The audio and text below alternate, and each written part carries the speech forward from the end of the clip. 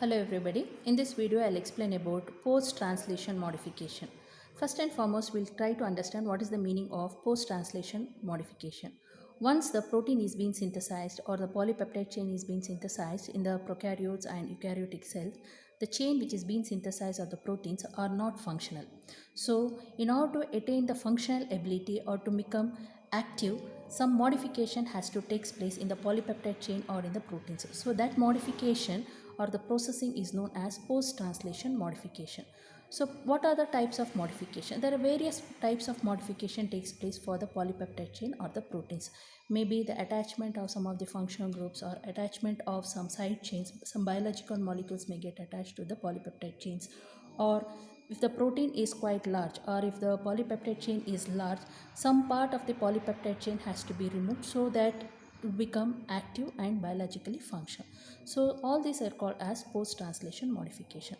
Sometimes the polypeptide chains which is being synthesized may be quite long, so some folding has to take place. That folding or the changes in the shape is called as conformations. So when the folding has takes place, it will change for the various shapes. So like in case of the synthesized polypeptide chain, will be generally primary structure, which you can call it as amino acid sequence will be present. So this amino acid sequence which are linearly arranged are called primary structure. So this primary structure has to undergo some foldings.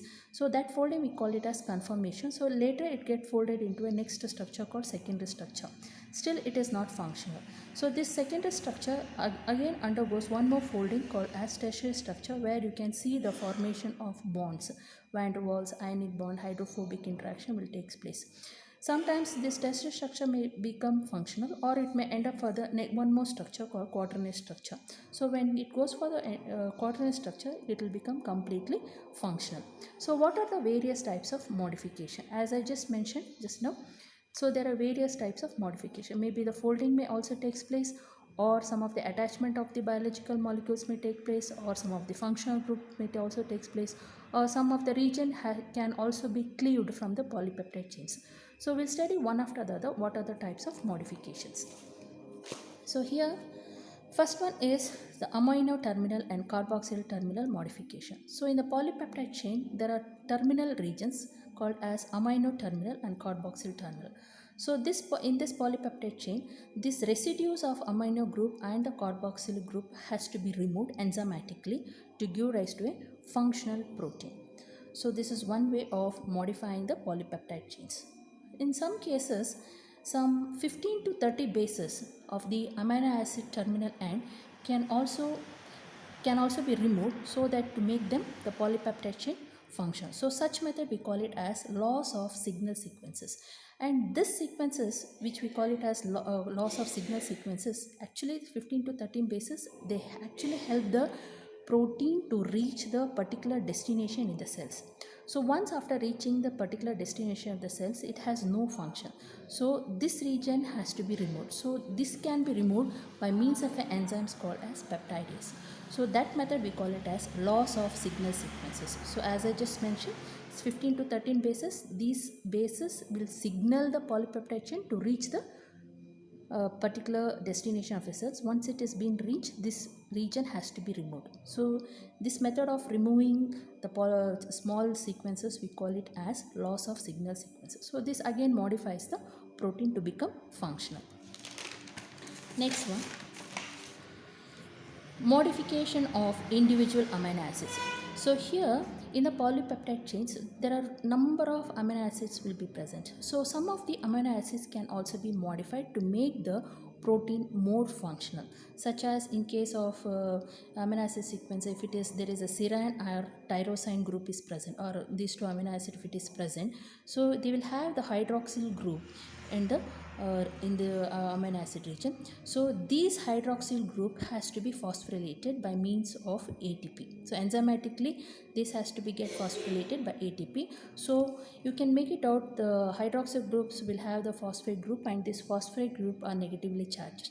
So thus modifying the polypeptide chain to become functional. The next one is attachment of carbohydrate. As I just mentioned, some biological molecules can also get attached to the polypeptide chains. So when these biological molecules or biomolecules get attached to the polypeptide chains, to the side chain, they make the protein to become functional. So the other one is addition of isoprenyl groups. So this is a type of modification that will be done for the polypeptide chain. So this isoprenyl group actually get added to the polypeptide chain uh, in such a way that they make the protein to anchor to the membrane. When it is attached to the protein, it makes the protein to attach to the membrane.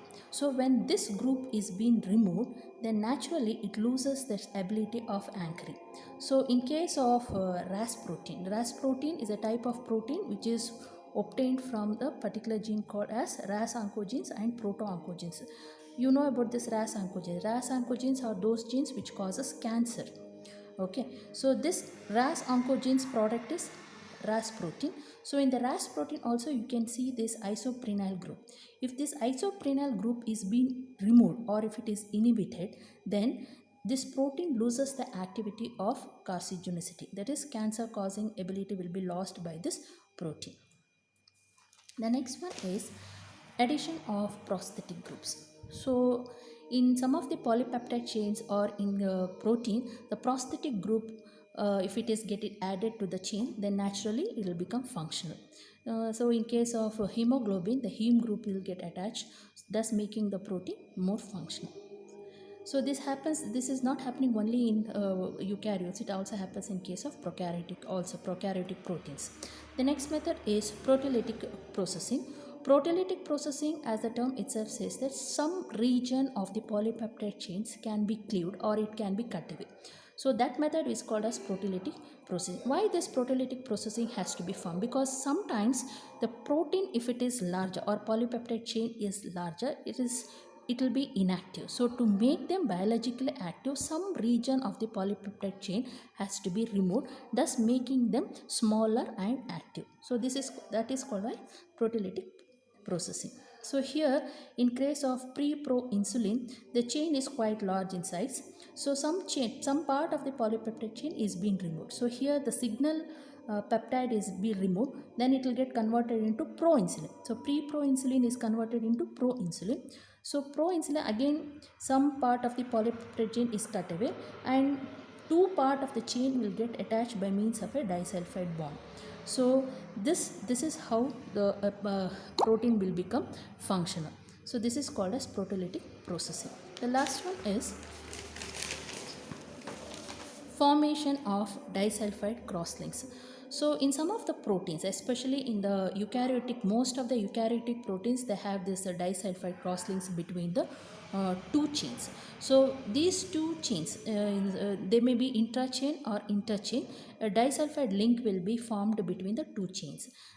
Actually this disulfide links will be formed between the cysteine residues of the chains. So as in case of insulin, the A chain and B chain will get connected by means of a disulfide bond. So this disulfide bond is actually, as I said, it is connected between the cysteine residues. So in the mature insulin you can see this disulfide bridges. So the crosslinks actually formed in this way help to protect the native conformation or the shape of the protein from denaturation in the extracellular environment, which can differ greatly from the intracellular condition, and it is generally oxidizing. Thank you.